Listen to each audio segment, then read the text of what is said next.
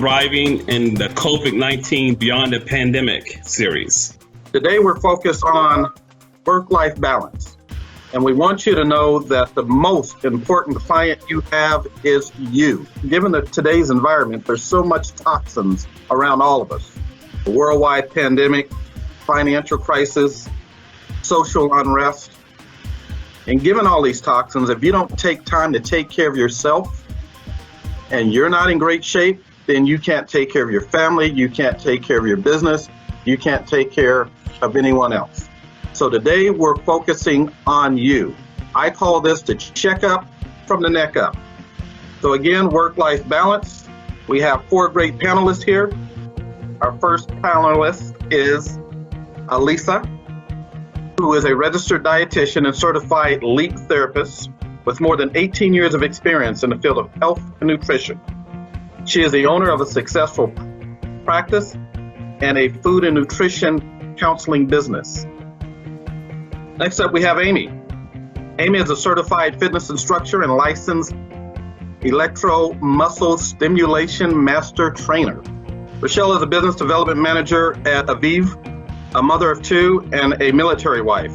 Rachael previously worked in the legal and nonprofit arenas. She brings her experience in law and holds a Juris Doctorate from California Western School of Law. Sergio is Vice President of Gas and Electric Operations at NV5. Sergio has over 16 years of experience in project management, engineering, and construction. After sitting for 10 hours a day working from home, I've noticed that my chair is not the only thing that's gone flat. Yes, so I assume you're referring to those glutes, right? The gluteus maximus, yes, ma'am. Yeah, so I mean, there are so many different exercises that focus on the glutes. For example, squats, lunges. You can get down on the floor and do some glute-specific exercises. But more importantly, I would recommend trying to get up every hour and a half, walk, do something. Because if you sit so long to where your chair is misshapen, then you'll have other problems stacked on top of that other than flat glutes, including lower back issues and other core instability problems. What are the most significant things you've done that have allowed you to achieve a healthy work-life balance? A few things, but probably the most significant one that I like to share with everyone is empowerment. Empowering the people around me has given me great results. Being able to trust people, help me take on tasks that I would normally do myself, have made a big positive impact.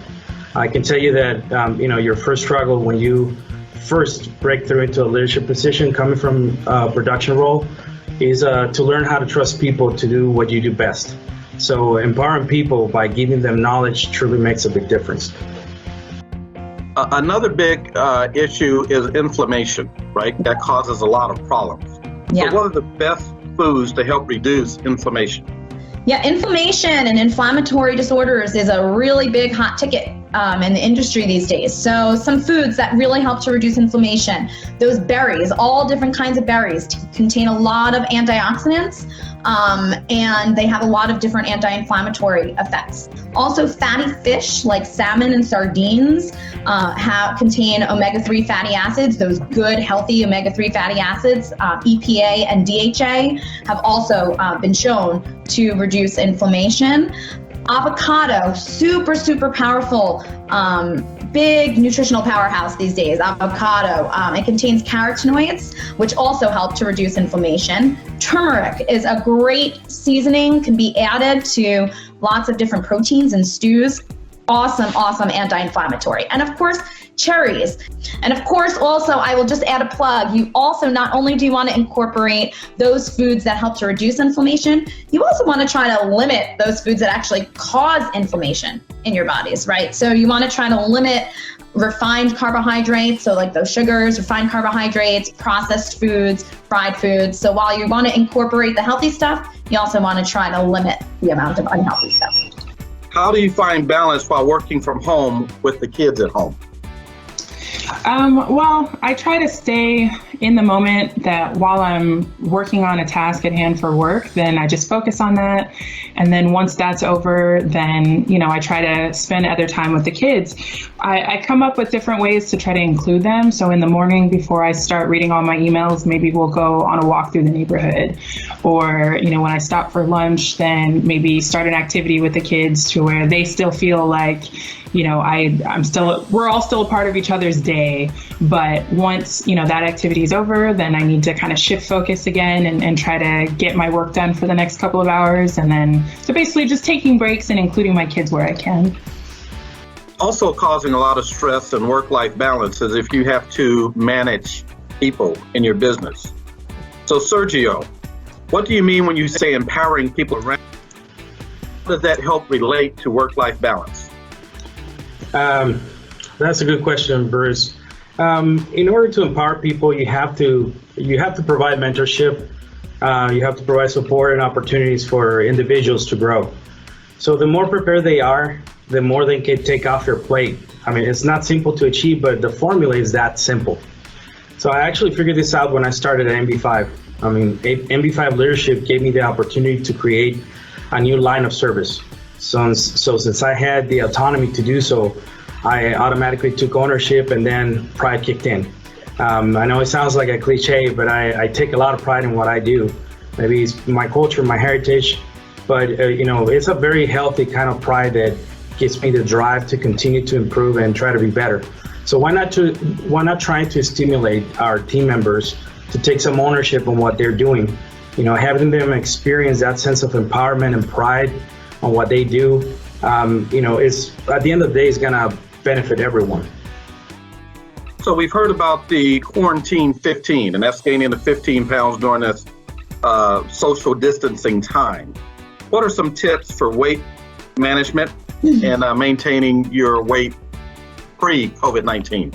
Yeah, that's a really good question. I think that we've all heard about the quarantine 15, similar to the freshman 15. It is real. I have a lot of clients that are calling me, telling me that they've gained a lot of weight during this time. So I think there's some key strategies that you can follow. One, portion control. Definitely lessen those portions. It's really helpful to actually eat with a smaller plate so you put less food onto the plate. So cut those plate sizes or cut your portions completely in half. So portion control. The second one, fiber. Definitely bump up that fiber. Fiber helps to make us feel full. Believe it or not, 35 grams of fiber is what typically is recommended a day. Fruits, vegetables, whole grains, beans, are all good sources of fiber. I like to add ground flaxseed to smoothies and to yogurt and to salads because it contains a lot of fiber. So definitely bump up that fiber. So portion control, fiber, and also protein.